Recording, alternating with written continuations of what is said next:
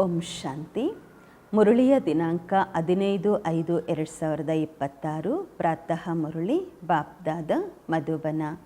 ತಂದೆ ತಿಳಿಸುತ್ತಾರೆ, ಮಧುರ ಮಕ್ಕಳೇ, ಈ ಪ್ರಪಂಚ ಸ್ಮಶಾನವಾಗಲಿದೆ.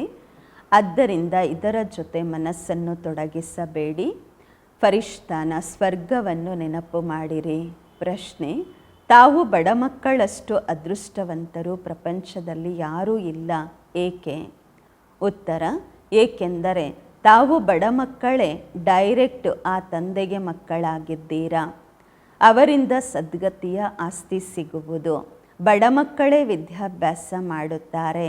ಶ್ರೀಮಂತರು ಒಂದು ವೇಳೆ ಸ್ವಲ್ಪ ಓದಿದರೂ ಸಹ ಅವರಿಗೆ ತಂದೆಯ ನೆನಪು ಕಷ್ಟಕರವಾಗಿ ಇರುವುದು. ನೀವಂತೂ ಅಂತಿಮದಲ್ಲಿ ಬಾಬನ ವಿನಃ ಬೇರೆ ಯಾರನ್ನೂ ನೆನಪು ಮಾಡುವುದಿಲ್ಲ. ತಮಗೆ ಬಾಬಾ ಬಿಟ್ಟರೆ ಬೇರೆ ಯಾರೂ ನೆನಪು ಬರುವುದಿಲ್ಲ. ಆದ್ದರಿಂದ ನೀವು ಎಲ್ಲರಿಗಿಂತ ಖುಷಿಯ ಅದೃಷ್ಟವಂತರಾಗಿದ್ದೀರಾ. ಗೀತೆ: ಹೃದಯದ ಆಶ್ರಯ ಎಂದಿಗೂ ಮುರಿಯಬಾರದು. ಬಾಬನ ಜೊತೆಗೆ ಏನು ಸಂಬಂಧ ಇದೆ ಅದು ಯಾವತ್ತಿಗೂ ಮುರಿಬಾರದು. ಓಂ ಶಾಂತಿ. ಮಕ್ಕಳ ಪ್ರತಿ ತಂದೆ ತಿಳಿಸುತ್ತಿದ್ದಾರೆ ಮತ್ತು ಮಕ್ಕಳು ತಿಳಿದುಕೊಳ್ಳುತ್ತಿದ್ದೀರಾ. ಈ ಜಮಾನ ಈಗ ಸ್ಮಶಾನವಾಗಲಿದೆ. ಮೊದಲು ಈ ಜಮಾನ ಸ್ವರ್ಗವಾಗಿತ್ತು, ಈಗ ಹಳೆಯದಾಗಿದೆ. ಆದ್ದರಿಂದ ಇದಕ್ಕೆ ಸ್ಮಶಾನವೆಂದು ಹೇಳಲಾಗುವುದು. ಎಲ್ಲರೂ ಸ್ಮಶಾನವಾಸಿಗಳಾಗಲಿದ್ದಾರೆ. ಹಳೆಯ ವಸ್ತು ಸ್ಮಶಾನವಾಗತ್ತೆ ಅಲ್ವಾ? ಅಂದರೆ ಅರ್ಥ ಮಣ್ಣಲ್ಲಿ ಸೇರಿ ಹೋಗುತ್ತೆ. ಇದು ಸಹ ಕೇವಲ ನೀವು ಮಕ್ಕಳಷ್ಟೇ ತಿಳಿದುಕೊಂಡಿದ್ದೀರಾ, ಪ್ರಪಂಚದವರು ತಿಳಿದುಕೊಂಡಿಲ್ಲ. ಹೊರದೇಶದವರಿಗೂ ಕೆಲವರು ಗೊತ್ತಾಗಿದೆ ಸ್ಮಶಾನವಾಗುವ ಸಮಯ ಕಾಣುತ್ತಿದೆ ಎಂದು. ನೀವು ಮಕ್ಕಳು ತಿಳಿದುಕೊಂಡಿದ್ದೀರಾ, ಸ್ವರ್ಗ ಸ್ಥಾಪನೆ ಮಾಡುವಂತಹ ನಮ್ಮ ತಂದೆ ಪುನಃ ಬಂದಿದ್ದಾರೆ. ಮಕ್ಕಳು ಇದನ್ನು ತಿಳಿದುಕೊಂಡಿದ್ದೀರಾ. ಒಂದು ವೇಳೆ ಈ ಸ್ಮಶಾನದ ಜೊತೆ ಮನಸ್ಸು ಜೋಡಣೆ ಆಯಿತೆಂದರೆ ನಷ್ಟವಾಗುವುದು. ಈಗ ತಾವು ಬೇಹದ್ದಿನ ತಂದೆಯಿಂದ ಬೇಹದ್ದಿನ ಸುಖದ ಆಸ್ತಿಯನ್ನು ಪಡೆಯುತ್ತಿದ್ದೀರಾ. ಅದು ಸಹ ಕಲ್ಪದ ಮೊದಲಿನಂತೆ. ತಾವು ಮಕ್ಕಳ ಬುದ್ಧಿಯಲ್ಲಿ ಪ್ರತಿ ಹೆಜ್ಜೆಯಲ್ಲಿ ಇದೇ ಇರಬೇಕು, ಇದೇ ಸ್ಮೃತಿ ಇರಬೇಕು, ಇದೇ ಮನ್ಮನಾಭವವಾಗಿದೆ. ತಂದೆಯ ನೆನಪಿನಲ್ಲಿ ಇರುವುದರಿಂದಲೇ ಸ್ವರ್ಗವಾಸಿಗಳಾಗುತ್ತೀರಾ. ಭಾರತ ಸ್ವರ್ಗವಾಗಿತ್ತು, ಬೇರೆ ಯಾವುದೇ ಖಂಡ ಸ್ವರ್ಗವಾಗುವುದಿಲ್ಲ. ಭಾರತ ಒಂದೇ ಇರುವುದು ಸತ್ಯಯುಗದಲ್ಲಿ. ಈಗೇನೆಲ್ಲ ಇದೆ ಮಾಯಾ ರಾವಣನ ಆಡಂಬರ. ಇದು ಸ್ವಲ್ಪ ಸಮಯ ನಡೆಯುತ್ತೆ. ಇದಾಗಿದೆ ಸುಳ್ಳಿನ ಶೋ, ಸುಳ್ಳಿನ ಮಾಯೆ, ಸುಳ್ಳಿನ ಕಾಯ ಅಲ್ವಾ? ಅಂತಿಮದ ಆಡಂಬರ ಇದೆಲ್ಲ. ಇದನ್ನು ನೋಡಿ ತಿಳಿದುಕೊಳ್ಳುತ್ತಾರೆ ಮನುಷ್ಯರು. ಈಗಲೂ ಸ್ವರ್ಗವಿದೆ, ಮೊದಲು ನರಕವಿತ್ತೆಂದು. ದೊಡ್ಡ ದೊಡ್ಡ ಮನೆಗಳನ್ನು, ಭವನಗಳನ್ನು ಕಟ್ಟುತ್ತಿರುತ್ತಾರೆ. ಇದೆಲ್ಲ 100 ವರ್ಷಗಳ ಶೋ ಆಗಿದೆ. ಟೆಲಿಫೋನು, ಕರೆಂಟು, ಏರೋಪ್ಲೈನು ಇದೆಲ್ಲ 100 ವರ್ಷಗಳಲ್ಲಿ ತಯಾರಾಗಿದೆ. ಎಷ್ಟು ಶೋ ಇದೆ. ಅದಕ್ಕೆ ತಿಳಿದುಕೊಳ್ಳುತ್ತಾರೆ ಸ್ವರ್ಗ ಈಗ ಇದೆ ಎಂದು. ದೆಹಲಿ ಹಳೆಯದಾಗಿತ್ತೇನು? ಈಗ ಹೊಸ ದೆಹಲಿ ಹೇಗೆ ಚೆನ್ನಾಗಿದೆ. ಹೆಸರೇ ಇಟ್ಟಿದ್ದಾರೆ ನ್ಯೂ ದೆಹಲಿ ಎಂದು. ಬಾಪೂಜಿ ಬಯಸ್ತಾ ಇದ್ರು ಹೊಸ ಪ್ರಪಂಚ ರಾಮರಾಜ್ಯವಾಗಬೇಕು, ಫರಿಷ್ಠಾನವಾಗಬೇಕೆಂದು. ಈಗಿರೋದೆಲ್ಲ ಟೆಂಪ್ರವರಿ ಆಕರ್ಷಣೆ ಅಷ್ಟೇ. ಎಷ್ಟು ದೊಡ್ಡ ದೊಡ್ಡ ಮನೆಗಳು, ಭವನಗಳು, ಫೌಂಡೇಶನ್ ಮಾಡ್ತಿರ್ತಾರೆ. ಇದಕ್ಕೆ ಆರ್ಟಿಫಿಷಿಯಲ್ ಸ್ವರ್ಗ ಎಂದು ಹೇಳಲಾಗುವುದು. ಅಲ್ಪ ಕಾಲಕ್ಕೋಸ್ಕರ. ನಿಮಗೆ ಗೊತ್ತು, ಇದರ ಹೆಸರಂತೂ ಸ್ವರ್ಗ ಅಲ್ಲ, ಇದರ ಹೆಸರು ನರಕ. ನರಕದ್ದು ಒಂದು ಶೋ ಇದೆ. ಇದಾಗಿದೆ ಅಲ್ಪ ಕಾಲದ ಶೋ. ಈಗ ಇದು ಹೊರಟೋಗ್ಬಿಡತ್ತೆ. ಈಗ ತಂದೆ ಮಕ್ಕಳಿಗೆ ಹೇಳುತ್ತಾರೆ, ಒಂದಂತೂ ಶಾಂತಿಧಾಮವನ್ನು ನೆನಪು ಮಾಡಿ. ಎಲ್ಲ ಮನುಷ್ಯ ಮಾತ್ರರು ಶಾಂತಿಯನ್ನು ಹುಡುಕುತ್ತಿರುತ್ತಾರೆ, ಎಲ್ಲಿಂದ ಶಾಂತಿ ಸಿಗುವುದೆಂದು. ಈಗ ಈ ಪ್ರಶ್ನೆಯಂತೂ ಪೂರ್ತಿ ಪ್ರಪಂಚದ್ದಾಗಿದೆ. ಪ್ರಪಂಚದಲ್ಲಿ ಶಾಂತಿ ಹೇಗೆ ಸ್ಥಾಪನೆಯಾಗುವುದೆಂದು ಮನುಷ್ಯರಿಗೆ ಇದು ಗೊತ್ತೇ ಇಲ್ಲ. ನಾವೆಲ್ಲರೂ ವಾಸ್ತವದಲ್ಲಿ ಶಾಂತಿಧಾಮದಲ್ಲಿ ಇರುವವರಾಗಿದ್ದೇವೆ. ನಾವು ಆತ್ಮರು ಶಾಂತಿಧಾಮದಲ್ಲಿ ಶಾಂತರಾಗಿ ಇದ್ದೆವು. ಈಗ ಇಲ್ಲಿ ಬಂದಿದ್ದೇವೆ ಪಾತ್ರ ಮಾಡಲು. ಅದು ಸಹ ತಾವು ಮಕ್ಕಳಿಗೆ ಗೊತ್ತಿದೆ. ಈಗ ತಾವು ಪುರುಷಾರ್ಥ ಮಾಡುತ್ತಿದ್ದೀರಾ ಸುಖಧಾಮದಲ್ಲಿ ಹೋಗಲು, ವಯಾ ಶಾಂತಿಧಾಮ. ಪ್ರತಿಯೊಬ್ಬರ ಬುದ್ಧಿಯಲ್ಲಿ ಇದೆ, ನಾವು ಆತ್ಮರು ಈಗ ನಮ್ಮ ಮನೆ ಶಾಂತಿಧಾಮಕ್ಕೆ ಹೋಗುತ್ತೇವೆ. ಇಲ್ಲಂತೂ ಶಾಂತಿಯ ಮಾತೆ ಇರಲು ಸಾಧ್ಯವಿಲ್ಲ, ಇದಿರುವುದೇ ದುಃಖಧಾಮ. ಸತ್ಯಯುಗ ಪಾವನ ಪ್ರಪಂಚ, ಕಲಿಯುಗ ಪತಿತ ಪ್ರಪಂಚ. ಈ ಮಾತುಗಳ ತಿಳುವಳಿಕೆ ಈಗ ತಾವು ಮಕ್ಕಳಿಗೆ ಇದೆ, ಮೊದಲು ಗೊತ್ತಿರಲಿಲ್ಲ. ಪ್ರಪಂಚದವರಂತೂ ಏನೂ ತಿಳಿದುಕೊಂಡಿಲ್ಲ. ನಿಮ್ಮ ಬುದ್ಧಿಯಲ್ಲಿ ಈಗ ಬಂದಿದೆ, ಬೇಹದ್ದಿನ ತಂದೆ ನಮಗೆ ಸೃಷ್ಟಿ ಚಕ್ರದ ಆದಿ ಮಧ್ಯ ಅಂತ್ಯದ ರಹಸ್ಯವನ್ನು ತಿಳಿಸುತ್ತಿದ್ದಾರೆ. ಮತ್ತು ಹೇಗೆ ಧರ್ಮಸ್ಥಾಪಕರು ಬಂದು ಧರ್ಮ ಸ್ಥಾಪನೆ ಮಾಡುತ್ತಾರೆ. ಈಗ ಸೃಷ್ಟಿಯಲ್ಲಿ ಎಷ್ಟು ಅಪಾರವಾದ ಮನುಷ್ಯರಿದ್ದಾರೆ.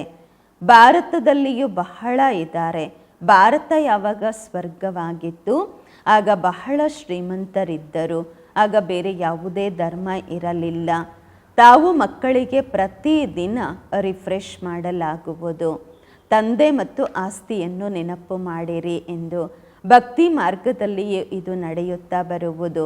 ಸದಾ ಬೆರಳನ್ನು ಮೇಲೆ ತೋರಿಸ್ತಾರೆ, ಭಗವಂತನನ್ನು ನೆನಪು ಮಾಡಿ ಎಂದು. ಪರಮಾತ್ಮ ಅಥವಾ ಅಲ್ಲಾಹ್ ಅಲ್ಲಿದ್ದಾರೆ ಎಂದು ಹೇಳ್ತಾರೆ. ಆದರೆ ಕೇವಲ ಹಾಗೆ ನೆನಪು ಮಾಡುವುದರಿಂದ ಏನೂ ಆಗುವುದಿಲ್ಲ. ಅವರಿಗಿದು ಸಹ ಗೊತ್ತಿಲ್ಲ ನೆನಪಿನಿಂದ ಏನು ಲಾಭವಾಗುವುದು, ಅವರ ಜೊತೆ ನಮ್ಮ ಸಂಬಂಧ ಏನಿದೆ ಏನೂ ಗೊತ್ತಿಲ್ಲ. ದುಃಖದ ಸಮಯದಲ್ಲಿ ಕರೆಯುತ್ತಾರೆ, ಏ ರಾಮ, ಏ ಭಗವಂತ ಎಂದು. ಆತ್ಮವೇ ನೆನಪು ಮಾಡುತ್ತೆ. ಆದರೆ ಅವರಿಗೆ ಇದು ಗೊತ್ತಿಲ್ಲ, ಸುಖ ಶಾಂತಿ ಎಂದು ಯಾವುದಕ್ಕೆ ಹೇಳಲಾಗುವುದು. ನಿಮ್ಮ ಬುದ್ಧಿಯಲ್ಲಿ ಬರುತ್ತೆ, ನಾವೆಲ್ಲರೂ ಒಬ್ಬ ತಂದೆಗೆ ಸಂತಾನರಾಗಿದ್ದೇವೆ ಅಂದಾಗ ದುಃಖ ಯಾಕೆ ಆಗಬೇಕು? ಬೇಹದ್ದಿನ ತಂದೆಯಿಂದ ಸದಾ ಸುಖದ ಆಸ್ತಿ ಸಿಗಬೇಕು. ಇದು ಸಹ ಚಿತ್ರಗಳಲ್ಲಿ ಸ್ಪಷ್ಟವಾಗಿದೆ. ಭಗವಂತ ಸ್ವರ್ಗದ ಸ್ಥಾಪನೆ ಮಾಡುವವರಾಗಿದ್ದಾರೆ. ಹೆವೆನ್ಲಿ ಗಾಡ್ ಫಾದರ್ ಅವರು ಬರುತ್ತಾರೆ ಭಾರತದಲ್ಲಿ. ಆದರೆ ಇದನ್ನು ಯಾರೂ ತಿಳಿದುಕೊಳ್ಳುವುದಿಲ್ಲ. ದೇವಿ ದೇವತಾ ಧರ್ಮದ ಸ್ಥಾಪನೆ ಅವಶ್ಯವಾಗಿ ಸಂಗಮ ಯುಗದಲ್ಲಿಯೇ ಆಗುವುದು. ಸತ್ಯಯುಗದಲ್ಲಿ ಹೇಗಾಗತ್ತೆ? ಆದರೆ ಈ ಮಾತುಗಳನ್ನು ಅನ್ಯ ಧರ್ಮದವರು ತಿಳಿದುಕೊಂಡಿಲ್ಲ. ಇಲ್ಲಂತೂ ಬಾಬಾ ಜ್ಞಾನ ಪೂರ್ಣ ಆಗಿದ್ದಾರೆ. ತಂದೆ ತಿಳಿಸುತ್ತಾರೆ, ಆದಿ ಸನಾತನ ದೇವಿ ದೇವತಾ ಧರ್ಮ ಹೇಗೆ ಸ್ಥಾಪನೆಯಾಯಿತು. ಸತ್ಯಯುಗದ ಆಯುಷ್ಯು ಲಕ್ಷಾಂತರ ವರ್ಷಗಳೆಂದು ಹೇಳುವುದರಿಂದ ಬಹಳ ದೂರ ಮಾಡಿದ್ದಾರೆ. ತಾವು ಮಕ್ಕಳು ಚಿತ್ರಗಳ ಬಗ್ಗೆ ತಿಳಿಸಬೇಕು. ಭಾರತದಲ್ಲಿ ಈ ಲಕ್ಷ್ಮೀನಾರಾಯಣರ ರಾಜ್ಯವಿತ್ತು. ಹೇಗೆ ಯಾವಾಗ ಇವರು ರಾಜ್ಯ ಪಡೆದರು ಏನೂ ಗೊತ್ತಿಲ್ಲ. ಕೇವಲ ಹೇಳ್ತಾರೆ ಇವರು ಸತ್ಯಯುಗಕ್ಕೆ ಮಾಲೀಕರಾಗಿದ್ದರೆಂದು. ಅವರ ಮುಂದೆ ಹೋಗಿ ಭಿಕ್ಷೆ ಬೇಡುತ್ತಿರುತ್ತಾರೆ. ಅಲ್ಪ ಕಾಲಕ್ಕೋಸ್ಕರ ಏನಾದರೂ ಸಿಗಬಹುದು. ಕೆಲವರು ದಾನ ಪುಣ್ಯ ಮಾಡುತ್ತಾರೆ, ಅವರಿಗೂ ಅಲ್ಪ ಕಾಲಕ್ಕೋಸ್ಕರ ಫಲ ಸಿಗತ್ತೆ. ಬಡ ಪಂಚಾಯಿತಿಯ ಮುಖ್ಯಸ್ಥರಿಗೆ ಎಷ್ಟು ಖುಷಿ ಇರುತ್ತೆ, ಎಂದರೆ ಎಷ್ಟು ಶ್ರೀಮಂತರಿಗೆ ಖುಷಿ ಇರುತ್ತೆ. ಶ್ರೀಮಂತ ರಾಜಕೀಯದಲ್ಲಿರುವಂಥವ್ರು, ದೊಡ್ಡ ಪೊಸಿಷನ್ನಲ್ಲಿರುವಂಥವ್ರಿಗೆ ಎಷ್ಟು ಖುಷಿ ಇರುತ್ತೆ ಅಷ್ಟೇ ಇರುತ್ತೆ. ಬಡವರು ತಮ್ಮನ್ನು ತಾವು ಸುಖಿಗಳೆಂದು ತಿಳಿದುಕೊಳ್ಳುತ್ತಾರೆ. ಬಾಂಬೆಯಲ್ಲಿ ನೋಡಿ ಬಡವರು ಹೇಗೆ ಎಂತೆಂತಹ ಸ್ಥಾನಗಳಲ್ಲಿ ಇರ್ತಾರೆ. ತಾವು ಮಕ್ಕಳು ಈಗ ತಿಳಿದುಕೊಂಡಿದ್ದೀರಾ. ಬಲೆ ಕರೋಡ್ಪತಿಗಳಿರಬಹುದು, ಆದರೆ ಎಷ್ಟು ದುಃಖಿಗಳಾಗಿದ್ದಾರೆ. ಈಗ ತಾವು ಹೇಳುತ್ತೀರಾ, ನಮ್ಮಷ್ಟು ಖುಷಿಯಾಗಿರುವವರು, ಖುಷಿಯ ಅದೃಷ್ಟವಂತರು ಮತ್ತಾರೂ ಇಲ್ಲ. ನಾವು ಡೈರೆಕ್ಟ್ ತಂದೆಗೆ ಮಕ್ಕಳಾಗಿದ್ದೇವೆ. ಅವರಿಂದ ನಮಗೆ ಸದ್ಗತಿಯ ಆಸ್ತಿ ಸಿಗುವುದು. ದೊಡ್ಡ ದೊಡ್ಡ ವ್ಯಕ್ತಿಗಳು ಎಂದಿಗೂ ಸತ್ಯಯುಗದ ಶ್ರೇಷ್ಠ ಪದವಿಯನ್ನು ಪಡೆಯಲಾಗುವುದಿಲ್ಲ. ಯಾರು ಬಡವರಿದ್ದಾರೆ ಅವರು ಶ್ರೀಮಂತರಾಗುತ್ತಾರೆ. ವಿದ್ಯಾಭ್ಯಾಸವು ತಾವು ಮಾಡುತ್ತೀರಾ, ಅವರಂತೂ ಅವಿದ್ಯಾವಂತರು. ಸ್ವಲ್ಪ ಓದಬಹುದು, ತಂದೆಯ ನೆನಪಿನಲ್ಲಿರಲಿಕ್ಕಾಗೋದಿಲ್ಲ. ಅಂತಿಮದಲ್ಲಿ ತಮಗೆ ತಂದೆಯ ವಿನಃ ಮತ್ತಾರ ನೆನಪು ಇರಬಾರದು. ತಮಗೆ ಗೊತ್ತಿದೆ ಇದೆಲ್ಲ ಸ್ಮಶಾನವಾಗಲಿದೆ. ಬುದ್ಧಿಯಲ್ಲಿ ಇರಬೇಕು, ನಾವೇನೆಲ್ಲ ವ್ಯಾಪಾರ ವ್ಯವಹಾರ ಮಾಡುತ್ತಿದ್ದೇವೆ ಸ್ವಲ್ಪ ಸಮಯಕ್ಕೋಸ್ಕರ ಅಷ್ಟೇ. ಇದೆಲ್ಲ ಧನವಂತರು ಏನು ಧರ್ಮಶಾಲೆಗಳನ್ನು ಮಾಡ್ತಾರೆ, ಅವರೇನು ವ್ಯಾಪಾರಕ್ಕೋಸ್ಕರ ಮಾಡೋದಿಲ್ಲ. ಎಲ್ಲಿ ತೀರ್ಥ ಸ್ಥಾನಗಳಿರುತ್ತೆ ಅಲ್ಲಿ ಧರ್ಮಶಾಲೆಗಳೇ ಇಲ್ಲ ಅಂದರೆ ಇರೋದು ಎಲ್ಲಿ, ಉಳ್ಕೊಳ್ಳೋದು ಎಲ್ಲಿ, ಜನ ಇರಲಿಕ್ಕೆ ಬೇಕಲ್ವ. ಅದಕ್ಕೋಸ್ಕರ ಶ್ರೀಮಂತರು ಧರ್ಮಶಾಲೆಗಳನ್ನು ಮಾಡುತ್ತಾರೆ. ಆ ರೀತಿ ಎಲ್ಲ ವ್ಯಾಪಾರಿಗಳು ಬಂದು ವ್ಯಾಪಾರ ಮಾಡ್ತಾರೆ ಅಂತ ಅಲ್ಲ. ಧರ್ಮಶಾಲೆ ತೀರ್ಥ ಸ್ಥಾನಗಳಲ್ಲಿ ನಿರ್ಮಾಣ ಮಾಡಲಾಗುವುದು. ಈಗ ನಿಮ್ಮ ಸೆಂಟರ್ಸು ದೊಡ್ಡ ದೊಡ್ಡ ತೀರ್ಥ ಸ್ಥಾನಗಳಾಗಿವೆ.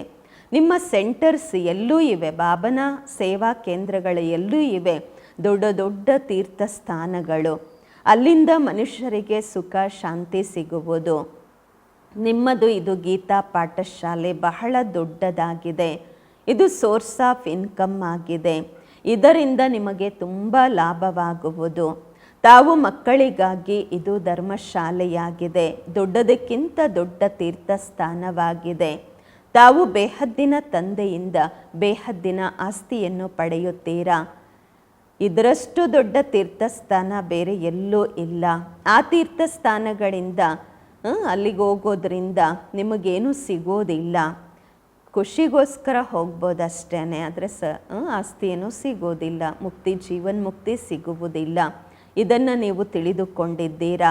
ಭಕ್ತರು ಬಹಳ ಪ್ರೇಮದಿಂದ ಮಂದಿರಗಳಲ್ಲಿ ಹೋಗಿ ಚರಣಾಮೃತವನ್ನು ತೆಗೆದುಕೊಳ್ಳುತ್ತಾರೆ, ತಿಳಿದುಕೊಳ್ಳುತ್ತಾರೆ ನಮ್ಮ ಹೃದಯ ಪವಿತ್ರವಾಗುವುದೆಂದು. ಆದರೆ ನೀರಿರುತ್ತೆ ಅಲ್ವಾ. ಇಲ್ಲಂತೂ ತಂದೆ ಹೇಳುತ್ತಾರೆ, ನನ್ನನ್ನು ನೆನಪು ಮಾಡಿ ಆಸ್ತಿ ಸಿಗುವುದು. ಈಗ ಬೇಹದ್ದಿನ ತಂದೆಯಿಂದ ನಿಮಗೆ ಅವಿನಾಶಿ ಜ್ಞಾನ ರತ್ನಗಳ ಖಜಾನೆ ಸಿಗುವುದು. ಬಹಳಷ್ಟು ಜನ ಶಂಕರನ ಬಳಿ ಹೋಗ್ತಾರೆ, ತಿಳ್ಕೊಳ್ತಾರೆ ಅಮರನಾಥ ಪಾರ್ವತಿಗೆ ಕತೆ ಹೇಳಿದ್ರು.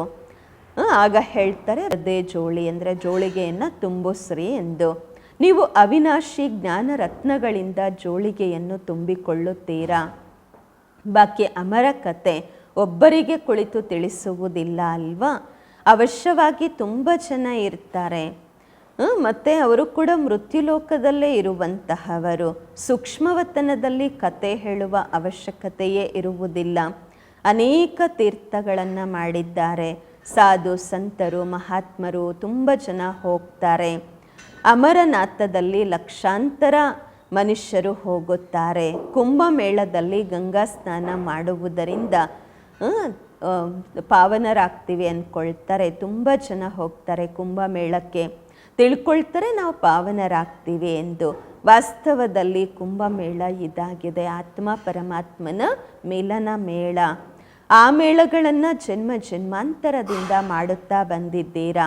ಆದರೆ ತಂದೆ ಹೇಳುತ್ತಾರೆ, ಇದರಿಂದ ವಾಪಸ್ ತಮ್ಮ ಮನೆಗೆ ಯಾರೂ ಹೋಗುವುದಿಲ್ಲ. ಏಕೆಂದರೆ ಯಾವಾಗ ಆತ್ಮ ಪವಿತ್ರವಾಗತ್ತೆ ಆಗ ಹೋಗಲು ಸಾಧ್ಯ. ಆದರೆ ಅಪವಿತ್ರವಾಗುವ ಕಾರಣ, ಯಾವಾಗ ದ್ವಾಪರ ಯುಗದಿಂದ ಅಪವಿತ್ರರಾಗ್ತೀವಿ, ಎಲ್ಲ ರೆಕ್ಕೆಗಳು ಆತ್ಮನಿಗೆ ಮುರಿದು ಹೋಗುತ್ತವೆ. ಆತ್ಮನಿಗೆ ರೆಕ್ಕೆ ಸಿಗತ್ತೆ. ಯೋಗದಲ್ಲಿ ಇರುವುದರಿಂದ ಆತ್ಮ ಎಲ್ಲರಿಗಿಂತ ತೀಕ್ಷ್ಣವಾಗಿ ಹಾರತ್ತೆ. ಕೆಲವರ ಲೆಕ್ಕಾಚಾರ ಲಂಡನ್ನಲ್ಲಿರುತ್ತೆ, ಅಮೇರಿಕದಲ್ಲಿರುತ್ತೆ. ಅವ್ರು ತಕ್ಷಣ ಅಲ್ಲಿಗೆ ಹೋಗ್ತಾರೆ, ಅಲ್ಲಿ ಸೆಕೆಂಡಲ್ಲಿ ತಲುಪುತ್ತಾರೆ. ಆದರೆ ಮುಕ್ತಿಧಾಮದಲ್ಲಂತೂ ಯಾವಾಗ ಕರ್ಮಾತೀತರಾಗುತ್ತೇವೆ ಆಗ ಹೋಗಲು ಸಾಧ್ಯ. ಅಲ್ಲಿಯವರೆಗೆ ಇಲ್ಲಿಯೇ ಜನನ ಮರಣದಲ್ಲಿ ಬರಬೇಕಾಗುವುದು. ಹೀಗೆ ಡ್ರಾಮಾ ಟಿಕ್ ಟಿಕ್ ನಡೆಯುತ್ತಿರುತ್ತದೆ. ಆತ್ಮವೂ ಹಾಗೆ ಟಿಕ್ ಆಯಿತು. ಇದರಷ್ಟು ತೀಕ್ಷ್ಣವಾದ, ಆತ್ಮನಷ್ಟು ತೀಕ್ಷ್ಣವಾಗಿರುವುದು ಮತ್ಯಾವುದೂ ಇಲ್ಲ. ಬಹಳಷ್ಟು ಆತ್ಮರೆಲ್ಲರೂ ಮೂಲವತನದಲ್ಲಿಯೇ ಹೋಗಬೇಕು. ಎಲ್ಲ ಆತ್ಮರಿಗೆ ಇನ್ನೆಲ್ಲಿ ಎಲ್ಲೇ ಹೋಗ್ಬೇಕಂದ್ರೂ ನಿಧಾನ ಆಗೋದಿಲ್ಲ, ತಕ್ಷಣ ಹೋಗ್ಬೋದು. ಮನುಷ್ಯರು ಈ ಮಾತುಗಳನ್ನು ತಿಳಿದುಕೊಂಡಿಲ್ಲ. ತಾವು ಮಕ್ಕಳ ಬುದ್ಧಿಯಲ್ಲಿ ಬರುತ್ತೆ, ಹೊಸ ಪ್ರಪಂಚದಲ್ಲಿ ಅವಶ್ಯವಾಗಿ ಕಡಿಮೆ ಆತ್ಮರಿರುತ್ತಾರೆ, ಅಲ್ಲಿ ತುಂಬ ಸುಖಿಗಳಾಗಿರುತ್ತಾರೆ. ಅದೇ ಆತ್ಮರು ಈಗ 84 ಜನ್ಮಗಳನ್ನು ಭೋಗಿಸಿ ತುಂಬ ದುಃಖಿಗಳಾಗಿದ್ದಾರೆ. ಪೂರ್ತಿ ಚಕ್ರದ ಬಗ್ಗೆ ತಮಗೆ ಗೊತ್ತಿದೆ, ತಮ್ಮ ಬುದ್ಧಿ ನಡೆಯುತ್ತಿರುತ್ತದೆ. ಬೇರೆ ಯಾವುದೇ ಮನುಷ್ಯರ ಮಾತ್ರರ ಬುದ್ಧಿ ನಡೆಯೋದಿಲ್ಲ. ಅಂದರೆ ಅವರು ವಿಚಾರ ಸಾಗರ ಮಂಥನ ಮಾಡೋದಿಲ್ಲ. ಪ್ರಜಾಪಿತ ಬ್ರಹ್ಮರವರ ಗಾಯನವಿದೆ. ಕಲ್ಪದ ಮೊದಲು ಸಹ ನೀವು ಹೀಗೆಯೇ ಬ್ರಹ್ಮಕುಮಾರ ಬ್ರಹ್ಮಕುಮಾರಿ ಆಗಿದ್ದೀರಿ. ತಮಗೆ ಗೊತ್ತಿದೆ ನಾವು ಪ್ರಜಾಪಿತ ಬ್ರಹ್ಮರವರೆಗೆ ಮಕ್ಕಳಾಗಿದ್ದೇವೆ. ನಮ್ಮ ಮೂಲಕ ಬಾಬಾ ಸ್ವರ್ಗದ ಸ್ಥಾಪನೆ ಮಾಡಿಸುತ್ತಿದ್ದಾರೆ. ಯಾವಾಗ ನಂಬರ್ವಾರ್ ಪುರುಷಾರ್ಥದ ಅನುಸಾರವಾಗಿ ಯೋಗ್ಯರಾಗುತ್ತೀರಾ ಆಗ ಹಳೆಯ ಪ್ರಪಂಚದ ವಿನಾಶವಾಗುವುದು. ತ್ರಿಮೂರ್ತಿಗಳ ಗಾಯನವು ಇಲ್ಲಿಯೇ ಇದೆ. ತ್ರಿಮೂರ್ತಿಯ ಚಿತ್ರವನ್ನು ಇಡುತ್ತಾರೆ. ಅದರಲ್ಲಿ ಶಿವನನ್ನು ತೋರಿಸುವುದಿಲ್ಲ. ಹೇಳಲಾಗತ್ತೆ ಬ್ರಹ್ಮರವರ ಮೂಲಕ ಸ್ಥಾಪನೆ ಯಾರು ಮಾಡಿಸ್ತಾರೆ? ಶಿವ ತಂದೆ. ವಿಷ್ಣುವಿನ ಮೂಲಕ ಪಾಲನೆ. ನೀವು ಬ್ರಾಹ್ಮಣರು ಈಗ ಯೋಗ್ಯರಾಗುತ್ತಿದ್ದೀರಾ ದೇವತೆಗಳಾಗಲು. ಈಗ ತಾವು ಆ ಪಾತ್ರವನ್ನು ಅಭಿನಯಿಸುತ್ತಿದ್ದೀರಾ. ಕಲ್ಪದ ನಂತರ ಮತ್ತೆ ಅಭಿನಯಿಸುತ್ತೀರಾ. ತಾವು ಪವಿತ್ರರಾಗುತ್ತೀರಾ. ಹೇಳಲಾಗತ್ತೆ ಬಾಬನ ಆಜ್ಞೆಯಾಗಿದೆ ಕಾಮರೂಪಿ ಮಹಾಶತ್ರುವಿನ ಮೇಲೆ ವಿಜಯಿಗಳಾಗಿರಿ. ನನ್ನನ್ನು ನೆನಪು ಮಾಡಿ. ಇದನ್ನು ತಂದೆ ಹೇಳುತ್ತಾರೆ. ಬಹಳ ಸಹಜ. ಭಕ್ತಿ ಮಾರ್ಗದಲ್ಲಿ ತಾವು ಮಕ್ಕಳು ತುಂಬ ದುಃಖವನ್ನು ನೋಡಿದ್ದೀರಾ. ಸ್ವಲ್ಪ ಸುಖ ಇದ್ದರೂ ಕೂಡ ಅಲ್ಪ ಕಾಲಕ್ಕಾಗಿ ಪ್ರಪಂಚದಲ್ಲಿ. ಭಕ್ತಿಯಲ್ಲಿ ಸಾಕ್ಷಾತ್ಕಾರವಾಗತ್ತೆ, ಅದು ಕೂಡ ಅಲ್ಪ ಕಾಲಕ್ಕೋಸ್ಕರ. ನಿಮ್ಮ ಆಸೆ ಪೂರ್ತಿ ಆಗತ್ತೆ ಅಷ್ಟೇ. ಈ ಸಾಕ್ಷಾತ್ಕಾರ ಆಗತ್ತೆ ಅಲ್ವಾ, ಅದು ನಾನೇ ಮಾಡಿಸ್ತೀನಿ ಅಂತಾರೆ ಬಾಬಾ. ಏನು ಸಾಕ್ಷಾತ್ಕಾರ ಆಗತ್ತೆ? ದ್ವಾಪರ ಯುಗದಿಂದ ಸಾಕ್ಷಾತ್ಕಾರ ಮಾಡಿಸುವವರು ಬಾಬಾ ಆಗಿದ್ದಾರೆ. ಡ್ರಾಮದಲ್ಲಿ ಇದೆಲ್ಲ ನಿಗದಿಯಾಗಿದೆ. ಏನಿಲ್ಲ ಕಳೆದು ಹೋಗುತ್ತದೆ, ಅದು second by second drama shoot ಆಗತ್ತೆ. ಈ ರೀತಿ ಹೇಳೋದಿಲ್ಲ ಈಗ ಶೂಟ್ ಆಯಿತು ಅಂತ ಇಲ್ಲ. ಇದು ಅನಾದಿ ಮಾಡಲ್ಪಟ್ಟ ಡ್ರಾಮಾ. ಎಷ್ಟೆಲ್ಲ ಆ್ಯಕ್ಟರ್ಸ್ ಇದ್ದಾರೆ, ಎಲ್ಲರ ಪಾತ್ರ ಅವಿನಾಶಿಯಾಗಿದೆ. ಮೋಕ್ಷವಂತೂ ಯಾರಿಗೂ ಸಿಗುವುದಿಲ್ಲ. ಸನ್ಯಾಸಿಗಳು ಹೇಳುತ್ತಾರೆ ನಾವು ಲೀನವಾಗುತ್ತೇವೆ ಎಂದು. ಬಾಬಾ ತಿಳಿಸುತ್ತಾರೆ ನೀವು ಅವಿನಾಶಿ ಆತ್ಮ ಆಗಿದ್ದೀರಾ. ಆತ್ಮ ಬಿಂದುವಾಗಿದೆ. ಇಷ್ಟು ಚಿಕ್ಕ ಬಿಂದುವಿನಲ್ಲಿ 84 ಜನ್ಮಗಳ ಪಾತ್ರ ಅಡಕವಾಗಿದೆ. ಈ ಚಕ್ರ ನಡೆಯುತ್ತಾ ಇರುವುದು. ಯಾರು ಮೊಟ್ಟ ಮೊದಲು ಪಾತ್ರ ಮಾಡಲು ಬರುತ್ತಾರೆ ಅವರೇ 84 ಜನ್ಮ ಪಡೆಯುತ್ತಾರೆ. ಎಲ್ಲರೂ ಪಡೆಯುವುದಿಲ್ಲ. ನಿಮ್ಮ ವಿನಃ ಬೇರೆ ಯಾರ ಬುದ್ಧಿಯಲ್ಲಿಯೂ ಈ ಜ್ಞಾನ ಇಲ್ಲ. ಜ್ಞಾನ ಸಾಗರ ಒಬ್ಬರೇ ತಂದೆಯಾಗಿದ್ದಾರೆ. ನೀವು ತಿಳಿದುಕೊಂಡಿದ್ದೀರಾ ನಾವು ತಂದೆಯಿಂದ ಆಸ್ತಿ ಪಡೆಯುತ್ತಿದ್ದೇವೆ. ತಂದೆ ನಮ್ಮನ್ನು ಪತಿತರಿಂದ ಪಾವನ ಮಾಡುತ್ತಾರೆ. ಸುಖ ಮತ್ತು ಶಾಂತಿಯ ಆಸ್ತಿ ಕೊಡುತ್ತಾರೆ. ಸತ್ಯಯುಗದಲ್ಲಿ ದುಃಖದ ಹೆಸರು ಗುರುತು ಇರುವುದಿಲ್ಲ. ತಂದೆ ಹೇಳುತ್ತಾರೆ ಆಯುಷ್ಮಾನ್ ಭವ, ಧನವಾನ್ ಭವ. ನಿವೃತ್ತಿ ಮಾರ್ಗದವರು ಅಂತಹ ಆಶೀರ್ವಾದ ಮಾಡುವುದಿಲ್ಲ. ತಾವು ಮಕ್ಕಳಿಗೆ ತಂದೆಯಿಂದ ಆಸ್ತಿ ಸಿಗುತ್ತಿದೆ. ಸತ್ಯಯುಗ ತ್ರೇತಾಯುಗ ಸುಖಧಾಮವಾಗಿದೆ. ಅನಂತರ ದುಃಖ ಹೇಗಾಗತ್ತೆ ಇದನ್ನು ಯಾರೂ ತಿಳಿದುಕೊಂಡಿಲ್ಲ. ದೇವತೆಗಳು ವಾಮ ಮಾರ್ಗದಲ್ಲಿ ಹೇಗೆ ಹೋಗುತ್ತಾರೆ ಆ ಗುರುತುಗಳು ಇವೆ. ಜಗನ್ನಾಥಪುರಿಯಲ್ಲಿ ದೇವತೆಗಳ ಚಿತ್ರ ಇದೆ. ಕಿರೀಟ ಅದೆಲ್ಲ ತೊಟ್ಟಿರುವ ಹಾಗೆ ತೋರಿಸುತ್ತಾರೆ. ಮತ್ತು ಕೆಟ್ಟ ಚಿತ್ರಗಳನ್ನು ತಯಾರು ಮಾಡುತ್ತಾರೆ. ಆದ್ದರಿಂದ ಆ ಮೂರ್ತಿಯನ್ನು ಕಪ್ಪಾಗಿ ಇಟ್ಟಿದ್ದಾರೆ. ಅದರಿಂದ ಸಿದ್ಧ ಆಗತ್ತೆ ದೇವತೆಗಳು ವಾಮ ಮಾರ್ಗದಲ್ಲಿ ಹೋಗುತ್ತಾರೆ. ಅಂದಾಗ ಅಂತಿಮದಲ್ಲಿ ಬಿಲ್ಕುಲ್ ಕಪ್ಪಾಗಿದ್ದಾರೆ. ಈಗ ನೀವು ತಿಳಿದುಕೊಂಡಿದ್ದೀರಾ ಭಾರತ ಎಷ್ಟು ಸುಂದರವಾಗಿತ್ತು ಮತ್ತು ತಮೋ ಪ್ರಧಾನವಾಗಿದೆ ಡ್ರಾಮಾ ಪ್ಲ್ಯಾನ್ ಅನುಸಾರ. ಈಗ ಸಂಗಮ ಯುಗದಲ್ಲಿ ನಿಮಗೆ ಈ ಜ್ಞಾನವಿದೆ. ತಂದೆ ಜ್ಞಾನ ಪೂರ್ಣ ಆಗಿದ್ದಾರೆ. ನೀವು ಒಬ್ಬ ತಂದೆ, ನಿಮಗೆ ಒಬ್ಬ ತಂದೆಯೇ ತಂದೆ, ಶಿಕ್ಷಕ, ಗುರು ಮೂವರು ಆಗಿದ್ದಾರೆ. ಇದು ಸದಾ ಬುದ್ಧಿಯಲ್ಲಿ ಇರಬೇಕು. ಶಿವತಂದೆ ನಮಗೆ ಓದಿಸುತ್ತಿದ್ದಾರೆ. ಇದು ಬೇಹದ್ದಿನ ವಿದ್ಯಾಭ್ಯಾಸವಾಗಿದೆ. ಇದರಿಂದ ನೀವು ಜ್ಞಾನಪೂರ್ಣರಾಗಿದ್ದೀರಾ. ನೀವೆಲ್ಲವನ್ನೂ ತಿಳಿದುಕೊಂಡಿದ್ದೀರಾ. ಅವರು ಹೇಳುತ್ತಾರೆ ಭಗವಂತ ಸರ್ವವ್ಯಾಪಿ ಎಂದು. ನೀವು ಹೇಳುತ್ತೀರಾ ಅವರು ಪತಿತ ಪಾವನ ಆಗಿದ್ದಾರೆ ಎಂದು. ಎಷ್ಟೋ ಹಗಲು ರಾತ್ರಿಯ ಅಂತರ. ಈಗ ನೀವು ಮಾಸ್ಟರ್ ನಾಲೆಜ್ಫುಲ್ ಆಗಿದ್ದೀರಾ. ನಂಬರ್ ವಾರ್ ಆಗಿ ತಂದೆಯ ಬಳಿ ಏನೆಲ್ಲ ಇದೆ ಅದು ಎಲ್ಲವನ್ನ ತಮಗೆ ತಿಳಿಸುತ್ತಿದ್ದಾರೆ. ಬಾಬಾ ಕಲಿಸುತ್ತಿದ್ದಾರೆ. ತಾವು ಎಲ್ಲರಿಗೂ ಇದನ್ನು ಹೇಳುತ್ತೀರಾ. ತಂದೆಯನ್ನು ನೆನಪು ಮಾಡಿದಾಗ 21 ಜನ್ಮಗಳ ಆಸ್ತಿ ಸಿಗುವುದು. ಒಳ್ಳೆಯದು.